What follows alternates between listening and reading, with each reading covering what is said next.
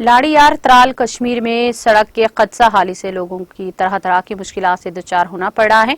मुकामी लोगों का गांव के सड़क के खदशा हाली मुकामी आबादी के लिए परेशानी का सबब बनी हुई है, क्योंकि बारिश पड़ते ही ये सड़क झील में तब्दील हो जाती है, जैसे स्कूल बच्चे तकलीफदा सूरत हाल से गुजर रहे हैं। मुकामी लोगों के मुताबिक इस मामले को लेकर उन्होंने कई मरतबा हुक्काम को आगाह किया, ताहम उन्होंने इस मामले को नजरअंदाज किया।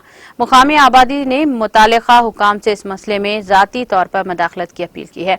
इधर ब्लॉक डेवलपमेंट ऑफिसर डाडासरा जायमा रमजान ने मीडिया को बताया कि उन्होंने मज़कुरा इलाके का दौरा करके सड़क का जायजा लिया।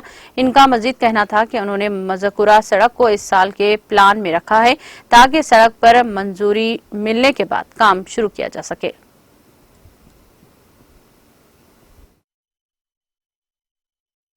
मेरा नाम शफायत निसार है और मैं इसी मोहल्ले में रहता हूँ लाड़ीयार में।